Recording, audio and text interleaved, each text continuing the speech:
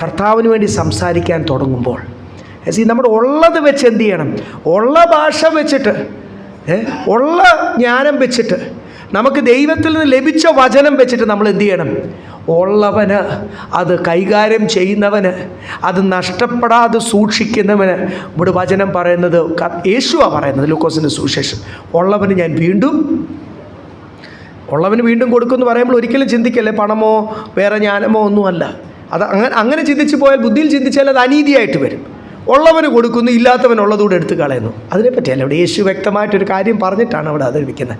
Hallelujah. അതിൻ്റെ പ്രാധാന്യത അറിഞ്ഞ് ദൈവത്തിന് മറ്റുള്ളതൊക്കെ പോട്ടെന്നേ, പണമായിക്കോട്ടെ എന്തു ആയിക്കോട്ടെ ലോകത്തിലെ വിഷയം. അത് യോബ് പറഞ്ഞ പോലെ യഹോവ തന്നു, യഹോവ എടുത്തു, കർത്താവിൻ്റെ നാമം, അത്രയേ ഉള്ളൂ ലോകത്തിൻ്റെ വിഷയം. ഇന്ന് നമുക്കുള്ള ചിലപ്പോൾ നാളെ ഇല്ലാതായാലും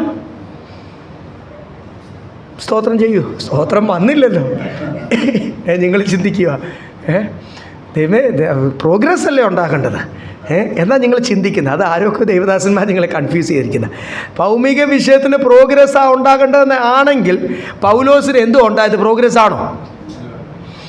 ആ ലൂക്കോസിന് എന്തോ ഉണ്ടായത്? മത്തായിക്ക് എന്തോ ഉണ്ടായത്? അവർക്ക് എന്തോ ഉണ്ടായത്? പ്രോഗ്രസ് ആണോ? നോ. ഭൗമിക വിഷയത്തിന് പ്രോഗ്രസ് എങ്ങും ബൈബിളിൽ പറഞ്ഞിട്ടില്ല. ആരോഗ്യത്തിന് പ്രോഗ്രസ് എന്ന് പറഞ്ഞിട്ടുണ്ടോ? പറഞ്ഞിട്ടില്ല. വിക്കൻ്റെ വിക്ക് പോലും മാറിയില്ല. മോശയോട് ചോദിച്ചാൽ മോശ പറയും, എന്നാൽ കുറഞ്ഞ വർഷം കർത്താവിനെ എന്നെ സൗഖ്യപ്പെടുത്തി പോരായിരുന്നു. ഞാൻ എന്തിന് ഈ അഹരോനെ ആശ്രയിക്കുന്നു ഓരോ വട്ടം? ഞാൻ വിക്കി അഹരോനോട് പറയും, അഹരോൻ അത് ക്ലിയറായിട്ട് പറയും. എന്നാൽ എന്നെ അങ്ങ് സൗഖ്യപ്പെടുത്തി അങ്ങ് ഉപയോഗിച്ചാൽ പോരെ. Praise the Lord. ഉള്ളത് വെച്ചിട്ട്, ആ വിക്കാണെങ്കിൽ ആ വിക്ക് കൊണ്ട് മോശയോട് പറഞ്ഞു, നീ എന്ത് ചെയ്യണം? അങ്ങ് സംസാരിച്ചു. അത് വ്യക്തമാക്കി കൊടുക്കാനുള്ള ആളിനെ ഞാൻ കൂടെ അറേഞ്ച് ചെയ്തോളാം.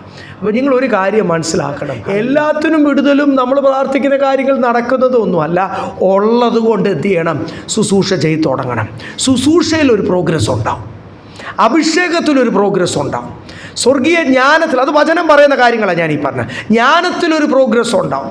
ദൈവം നിങ്ങളെ ഏൽപ്പിക്കുന്ന ഓരോ വിഷയത്തിലും ഒരു പ്രോഗ്രസ് ഉണ്ടാവും. നിനക്ക് ദൈവം തരുന്ന അധികാരത്തിൽ ഒരു പ്രോഗ്രസ് ഉണ്ടാവും. സാത്താൻ നിന്നെ ഭയക്കും. വിശുദ്ധിയിലൊരു പ്രോഗ്രസ് ഉണ്ടാവും. പ്രത്യാശയിലും ദൈവസ്നേഹത്തിലും എന്തുണ്ടാവും? ഒരു വളർച്ച ഉണ്ടാവും. അതൊക്കെ വചനം പറയുന്നു. അവിടാണ് വളർച്ച ഉണ്ടാകേണ്ട ഏരിയകൾ. നമ്മൾ ഫോക്കസ് ചെയ്യേണ്ട ഏരിയകൾ എവിടാ? വിശ്വാസം, പ്രത്യാശ, സ്നേഹം. ഇത് മൂന്നുമാണ് എന്ത് ചെയ്യുന്നത്? നിലനിൽക്കുന്നത്.